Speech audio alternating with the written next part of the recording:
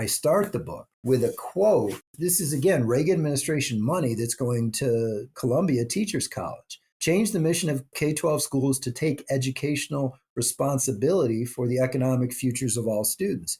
That is a cataclysmic shift that today we take for granted. We talk in a language, the assumptions we adopt that, well, yeah, of course, that's why we have charter schools to prepare students for these jobs. And the fact that we've put it all on the education system, and that's what I argue is killing education. Hello and welcome to episode 155 of the Human Restoration Project podcast. My name is Nick Covington. Before we get started, I wanted to let you know that this episode is brought to you by our supporters, three of whom are Julia Valenti, Brandon Peters, and Simeon Frang. Thank you so much for your ongoing support. And we're so proud to have hosted hundreds of hours of incredible ad-free conversations over the years. If you haven't yet, consider rating our podcast in your app to help us reach more listeners. And of course, you can learn more about Human Restoration Project on our website, humanrestorationproject.org, and connect with us everywhere on social media. Now, stop me if you've heard these before. American public schools are failing. American students are falling behind their global peers. The future of American innovation, economic equality, and global competitiveness depends on schools today preparing students for the job market of tomorrow. And school reform is the only tool we have to fix these urgent issues. Each of these sentiments have become conventional wisdom at this point, and they've appeared in the platforms of both major American political parties, if not explicitly, then through familiar buzzwords: school choice, competition, data-driven accountability, college and career readiness, STEM education, and gaps of all kinds. The skills gap, the achievement gap, and the employment gap, just to name a few. And when your only tool is a hammer, all your problems start to look like nails. But it may also be the case, despite the flaws of public education throughout the nation's history, that American public schools became failing schools exactly when they needed to fit the needs of politicians and industry, and to fit schooling into the new economic order that came to dominate the last half of the century. At the global level, this narrative even fuels reactionary stories of civilizational struggle and the decline of the West. As an Italian economist lamented for GIS reports earlier this year, quote, "There are only two ways Western educational systems can reverse our current trend and offer more appealing prospects: allowing private schooling to flourish and bringing about radical reforms in state schooling," unquote. The most likely outcome, he predicts, is a steady decline, writing, quote, "The vicious spiral that links poor education to inequality, social tensions, more government intervention, and finally, low productivity and stuttering economic growth will likely dominate the future of many Western countries for years to come," end quote. And this last line captures what my guest today describes as the fantasy economy. Neil Kraus is professor of political science at the University of Wisconsin-River Falls.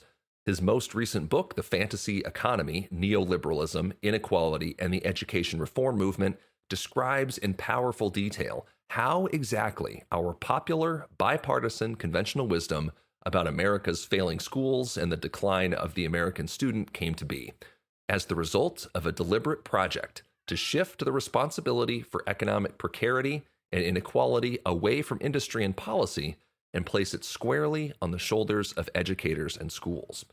Ultimately, he writes, we must see the fantasy economy for what it is: a misleading political campaign in the interests of corporations and the wealthy. Neil Kraus, thanks so much for joining me today. Thanks very much for having me. Happy to be here. Well, let's just start from the top. What are those core tenets, the beliefs of the fantasy economy as you describe it, and how is it different from, I suppose, the real economy that we all live in? No, that's a great question. There are, as I see it, there are kind of two major tenets of the fantasy economy, and they're very simple and they kind of reinforce each other. One is that the education system is always failing. It's always underperforming. It started with the K-12 education system really in the early part of the education reform movement. But then in the last 15 or so years, that's been applied to higher ed as failing. So that's sort of the first general assumption. It's not even really necessary to state that in the fantasy economy. It's like a belief we don't have to state because we all know that we all believe it. And then the second tenet, which flows from the first, is that the characteristics of the workforce are always inadequate. They're never enough. There are never, and this is described in several different ways. There are never enough workers in general. There are never enough highly skilled workers. There are never enough STEM workers. There are never enough manufacturing workers. That the workers that we do have are just not up to the task, and all these different jobs. And so that feeds the first one. That's the skills gap. And that's why we have to always change the education system, because of the fact that, see, the workforce is failing again. We need to have more charter schools, school choice, accountability. We need to have more STEM programs in higher ed, and so forth. So that's kind of how I see the logic of the main tenets of the fantasy economy. I think, as you mentioned in the book, like reports like 1983's A Nation at Risk, that was something that's familiar to me. I think it'll be familiar to most listeners, but it seems like a sacred text of that fantasy economy that I didn't know so much about until encountering it in your book was Workforce 2000. Yeah. And you'd be remiss for thinking that it was written anywhere near the year 2000, but it's kind of like, I think, a companion to A Nation at Risk from a little bit later on in the 80s. And while it seems like A Nation at Risk is more of the political document that set the T for Workforce 2000 to provide the playbook for the next 2 decades of reform, because I think what you're saying is these ideas weren't always inherent or ingrained in the way that we think about schools. So can you explain how these reports mischaracterized or misrepresented American education and how they misled policymakers on both sides of the aisle? A Nation at Risk, I mean, as you mentioned, it has received, a fair amount of attention. And in the book, I tend to draw on other scholars because there's a whole library full of research of very valid criticisms of the report, and published in 1983. And the title is kind of what stuck. The country was at risk because the assumption was the schools were failing. And it was based on commissioned research. In other words, researchers were paid, presumably, by the Reagan administration.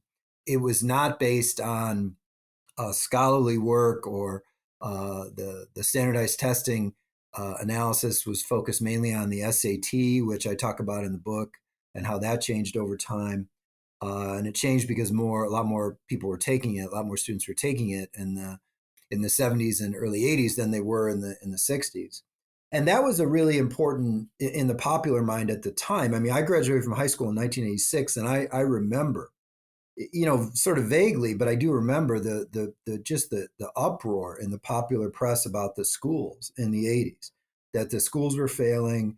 All these jobs were leaving the country, not because of anything other than the fact that we didn't have enough skilled workers, right? There was nothing, no other factors in most of the coverage I remember at that time. But then, as you mentioned, the report Workforce 2000 was published in 1987. It was funded by the Reagan administration. It was produced by the Hudson Institute, which is still around, by the way. The Hudson Institute is still a think tank. I don't know if they do much domestic policy anymore, but they're sort of this futuristic business think tank that had been around at that point for a while. And they produced this report, Workforce 2000. And as I read that report, I quote from it throughout the book. I think almost in every chapter there's something on Workforce 2000 because it's really so revealing. And what was amazing to me was that there wasn't more critical scholarship on Workforce 2000. I mean, there's some academic work, but it was just confined to major journals that nobody's that media is not going to read and so forth. But I mean, it's the whole playbook for the last 40 or 50 years. I mean, if it starts with the preface, which is written by, and I don't have it here in front of me, but Reagan's Secretary of Labor, I believe. And I quote from that. And he talks about, and this is what Republicans haven't really said out loud in decades. And that is that all these social programs from the 30s and the 60s, and he names several of them, may no longer be relevant. in this high skill, high education economy, because they're going to be, because the whole report is just painted this utterly fictional picture of what the labor market would be in 2000. And it used some official data, but most of it just, throughout the report, the Hudson Institute cites the Hudson Institute as a source. And, there's no bibliography. And I ended up buying 20 some copies, and they're actually different copies that were produced. The front and back cover are different, right? The contents of all the 20 some I own, physical copies, are identical. The technical appendix is not in any of the published versions that I was able to find.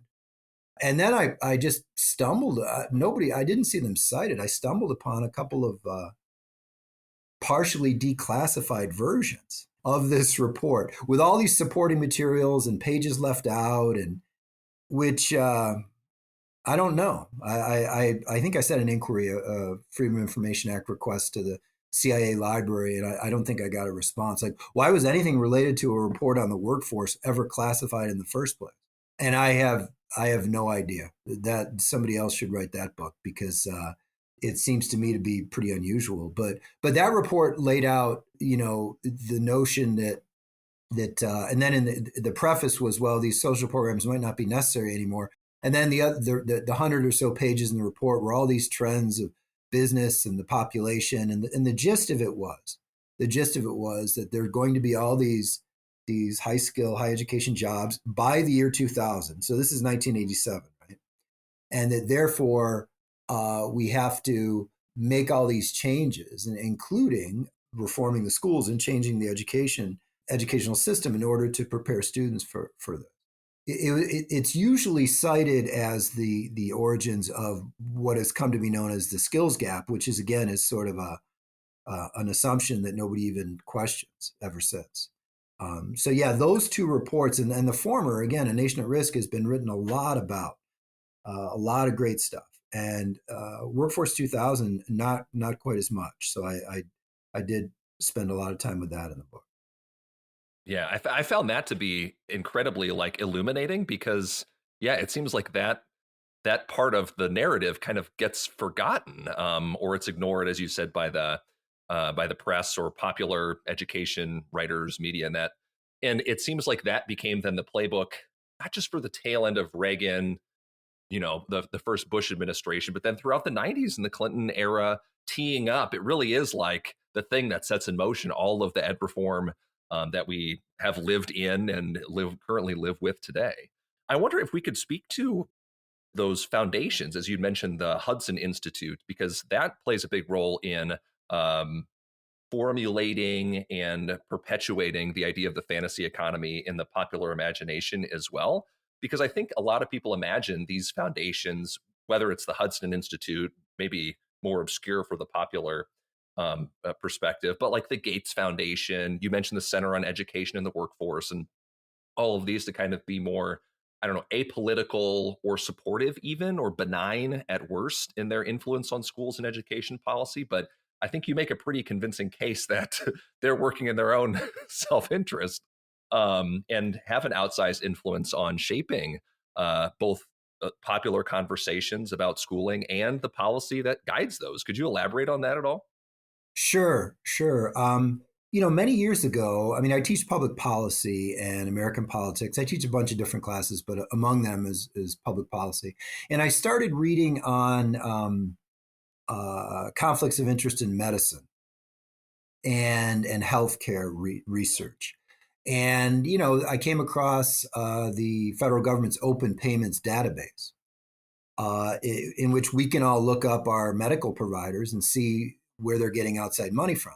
This became a very big political issue. I mean, that was put in the Affordable Care Act, and I remember at the time thinking, wow, that's significant. I mean, there are all these doctors and teaching hospitals and across the country that are receiving large sums of money from pharmaceutical firms, from device firms, from all kinds of medical interests. and now we have a right to know where they're getting their money, because social psychology research shows us that if you receive gifts from, and this is why we got that database, because it's been shown in psychology for decades that if you receive gifts from someone, then there's sort of a norm of reciprocity. You have a not because you're corrupt or not because you're intentionally doing something wrong, but because you're human, right? If you give me something, then I naturally want to give you something. And so I started looking into all this funded research because in education, because it's really at odds with a lot of official data coming out of mainly federal agencies, but also state agencies, and it's also at odds with much scholarly research. And foundations have always presented that, well, not always. This is the key point here. In the last several decades, they've always sort of presented themselves as not self-interested, as simply concerned about education for everybody. I mean, who can object to wanting to support the education of low-income, Black kids, Hispanic kids, low-income white kids, whatever? I mean, who's going to oppose that? And of course, I don't oppose everybody should get an outstanding education. That goes without saying.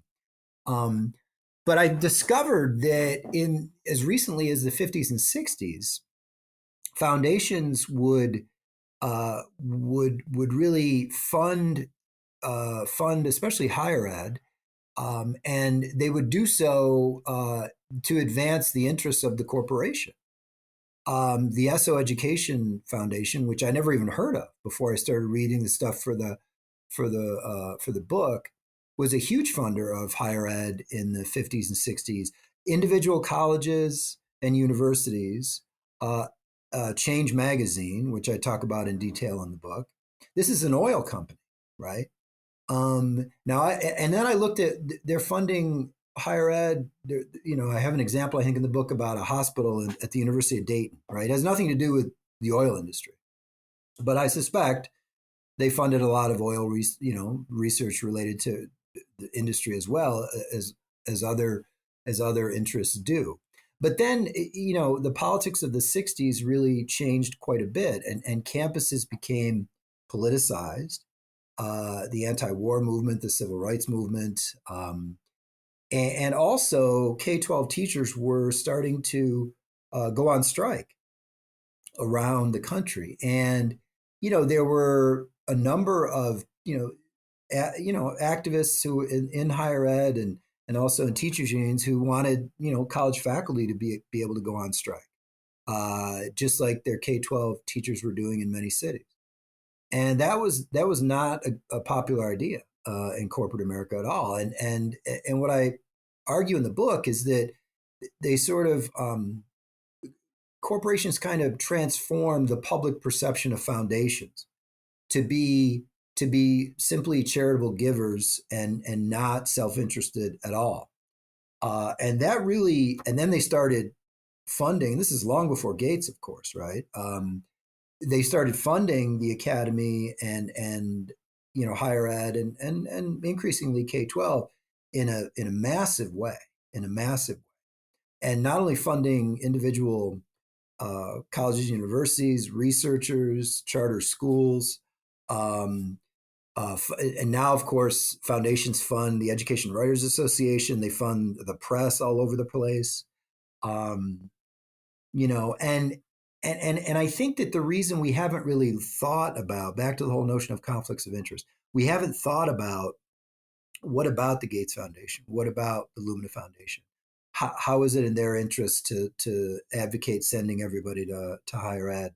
What's so wrong with that? Well, it's in their interest because they are fundamentally in support of neoliberalism and all the main beliefs of neoliberalism, that we don't need unions, that privatization is the answer, that outsourcing of jobs is just fine, that an economy built for owners and shareholders is as it should be.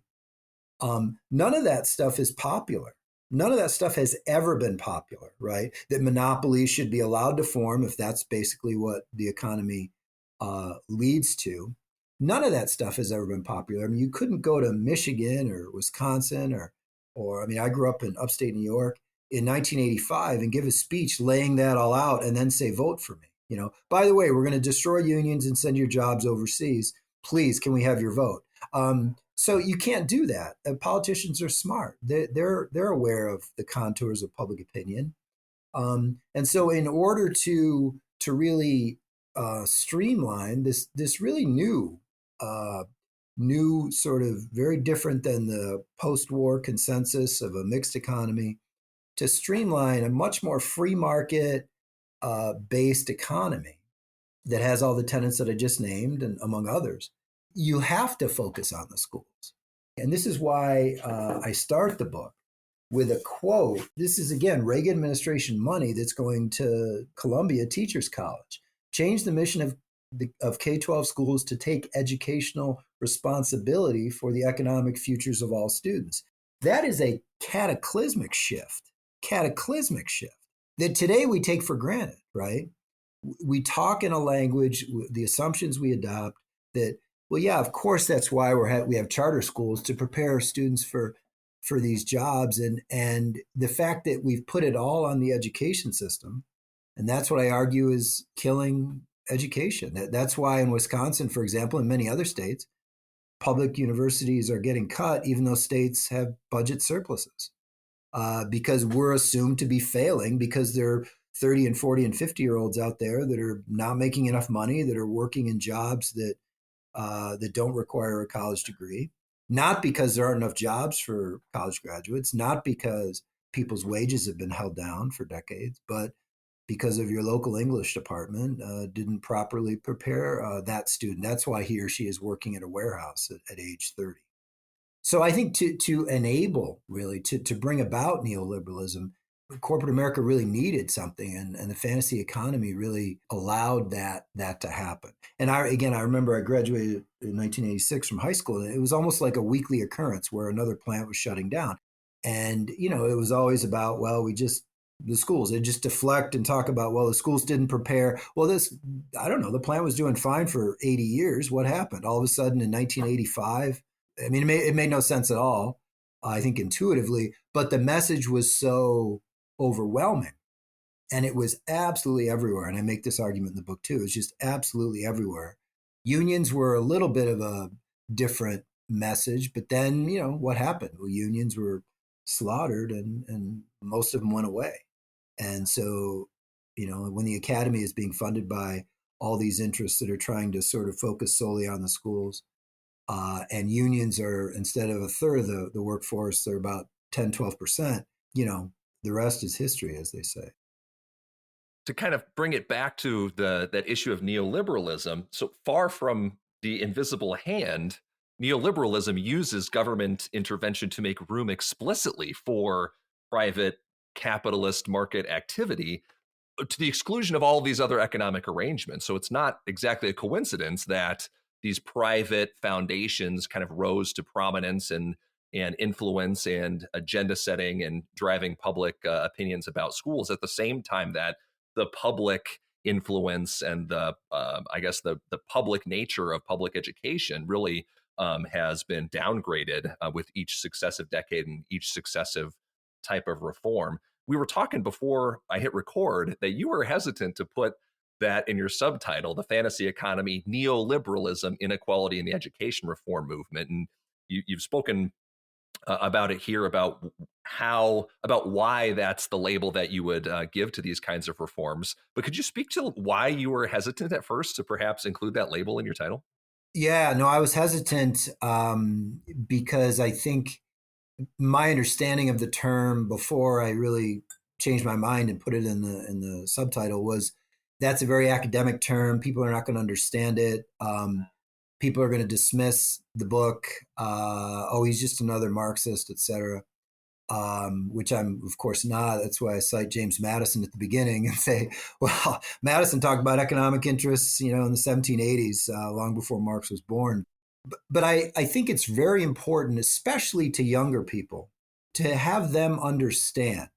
And also, and everyone, but particularly younger people. By younger, I basically mean, I don't know, what am I talking about? People under the age of 35 or something? I'm not sure what the cutoff is, but this isn't always how things have worked.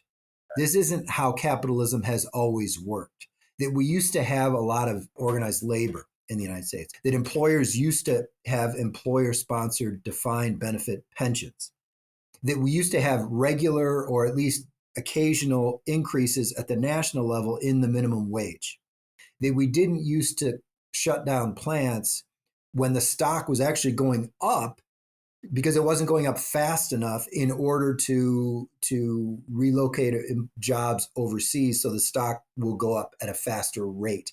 All of the stuff that the economy didn't used to be built only for owners and shareholders. This is a relatively recent thing. This is a 1980s thing, basically. The ideas have been around forever. And if you want to talk about the 19th century, that's another thing, right? That's before pretty much all regulation. But for most of the 20th century, right, we had a fairly active state and we had wide participation in labor unions. And of course, there was systemic racism and sexism. Of course, those things were impeded, democracy's development and the benefits of the economy were not shared equally. I'm not suggesting that they were. But at the same time, when you look at median wages and going up and down, a rising tide did lift all boats in 1950. And the CEO didn't make 450 times what an average worker at that employer made. Made a lot more. Sure, the CEOs have always made a lot more. But I mean, 50 or 100 times more versus 400 times more, 350 times more. That this stuff is all a recent development. And I wanted to make the point, like that word, I think captures it because that word really describes the last several decades in a concise way. So that's why I landed on that word because, and the book really is an argument in favor of how we got to, it's sort of a theory of neoliberalism, really, as much as anything else. Like, how did we get to this point? Yes, it's about the education reform movement, but it's really I don't want to say theory or idea or book or whatever about how we got to all this inequality and why is it how is it we got to the point where we're focusing solely on the schools to mitigate it when the schools can't change the labor market. So I thought neoliberalism was the best way to kind of concisely put that in the title. And I think the word is being used more in the last year or so, more in mainstream discussion. It's not solely an academic word anymore. And so I'm happy if I am in some small way to be a part of that. But people need to know, particularly younger people, this stuff is all just a set of choices that we've made in the last few decades. There's nothing inevitable about any of this. So exactly. The current situation, the current arrangements didn't fall from the sky or were gifted on stone tablets, right? It's part of this explicit political economic project. And I think your book, better than a lot of others that take that label for granted and just throw it out there, perhaps without defining it or anything else. Your book makes a really explicit case for what this is, right? What are the bounds of this, and how is the real economy and this fantasy economy distinct, but also how they're a product of this political project that you obviously root in the historical record too. And I think, as we've been talking about, the fantasy economy has enjoyed this bipartisan support for decades. And in my entire lifetime, I'm not here to make you feel old, Neil, but I was born in 1986. So it's all that I have known. The year you said you graduated from high school, I was like, oh, sure. That's when I came into this earth. So, it's something that I have lived with my entire lifetime. But I wonder, as school reform movements become associated with, today at least, right-wing extremism perceived negatively by popular majorities. I think we've seen sort of the ebb and flow of the culture wars, the popularity of voucher programs at the K-12 level, perhaps even Josh Shapiro being passed up on the Harris ticket because of some voucher school baggage. And I think we've seen how disastrous it's been for higher ed takeovers, especially in Florida. I think of like the New College and recent work that's come out about Ben Sass's involvement at the University of Florida. And even how notions of human capital have been challenged in the popular discourse. Like you've mentioned, more people, younger people, I think even popular YouTubers, streamers are talking more about this idea of neoliberalism and just how implausible these notions are when they're backed up by the reality, whether it's ideas of decades of educational decline that are super implausible. Or even your book, Jennifer Berkshire and Jack Schneider's work, John Shelton's The Education Myth, Annie Abrams Shortchanged, all these kind of popular things are coalescing around this idea. So I wonder, are there significant cracks that are beginning to emerge in the foundation of the fantasy economy, perhaps as it especially relates to education? And I don't know if there's a second question. Maybe we can come back to this, but how do we reclaim those narratives about public education and make a positive case for learning for life rather than training for work? It's a lot wrapped up in there. Yeah, no, I mean, I think that there are cracks emerging, and I'm glad you mentioned those books, particularly John Shelton's book, The Education Myth, which is an outstanding book, and John's a good friend of mine, and a great union leader and scholar, and he and I sort of see our books. We were writing them at the same time, and we kept going back and forth and talking about, hey, yeah, what did you find, and hey, what did you find, and that sort of thing. So it was great to be writing at the same time he did. I think there are significant cracks. I mean, listen to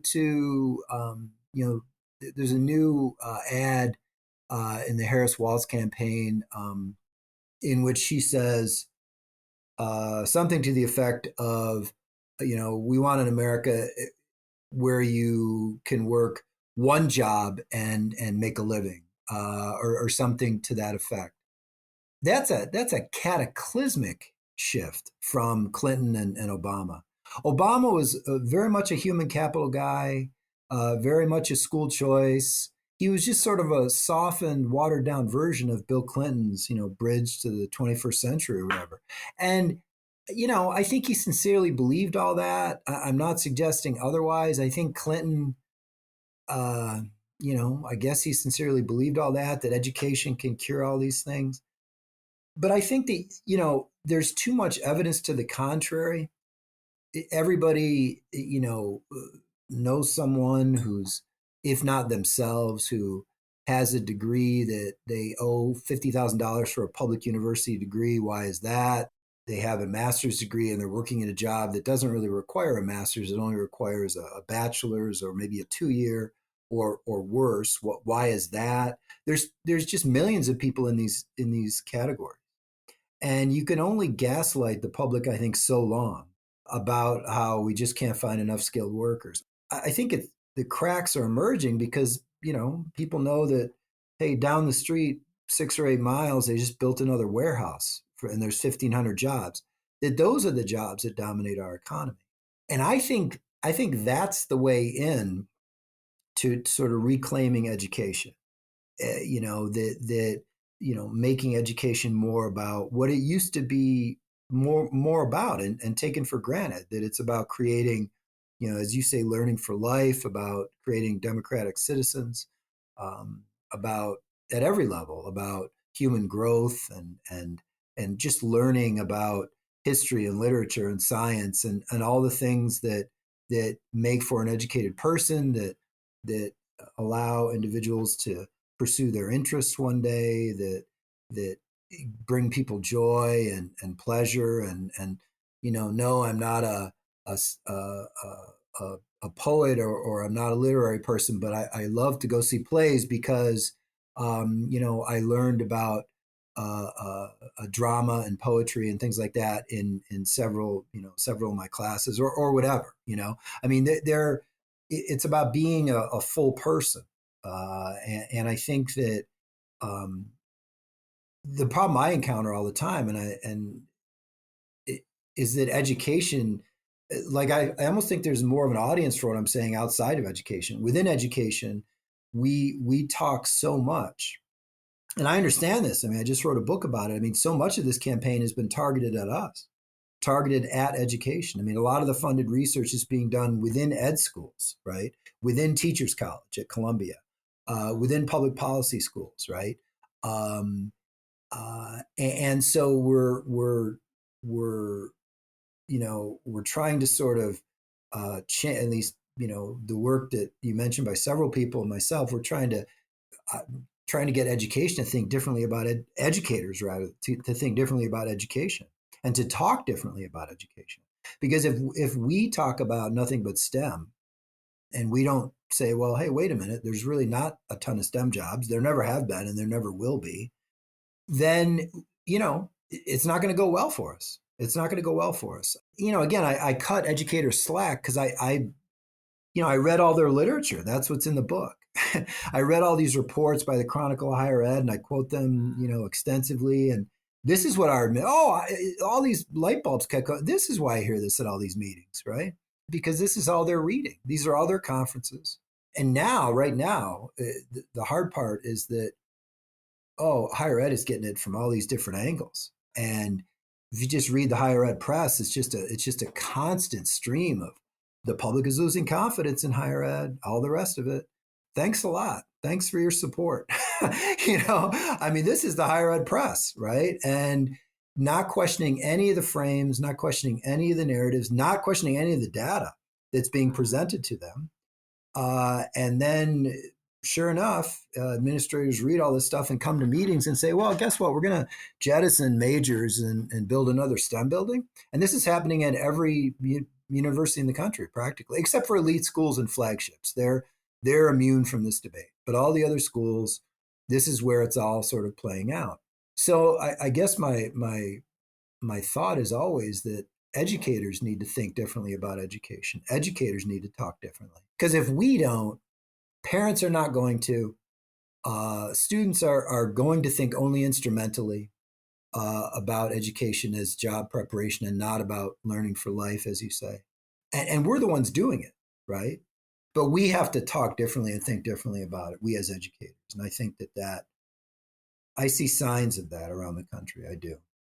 No, well, that's great. I appreciate you taking the time to join me today, Neil. The book, of course, is The Fantasy Economy, Neoliberalism, Inequality, and the Education Reform Movement. I would highly recommend that and getting involved in the work to help make these things possible at the local level, state level, national level to, like you said, Neil, change the dialogue, change the way that we think about education, to begin to make active policy changes to have that happen. So I appreciate you joining me today, Neil. Thank you very much. I appreciate being here. Thank you again for listening to our podcast at Human Restoration Project. I hope this conversation leaves you inspired and ready to start making change. If you enjoyed listening, please consider leaving us a review on your favorite podcast player. Plus, find a whole host of free resources, writings, and other podcasts all for free on our website, humanrestorationproject.org. Thank you.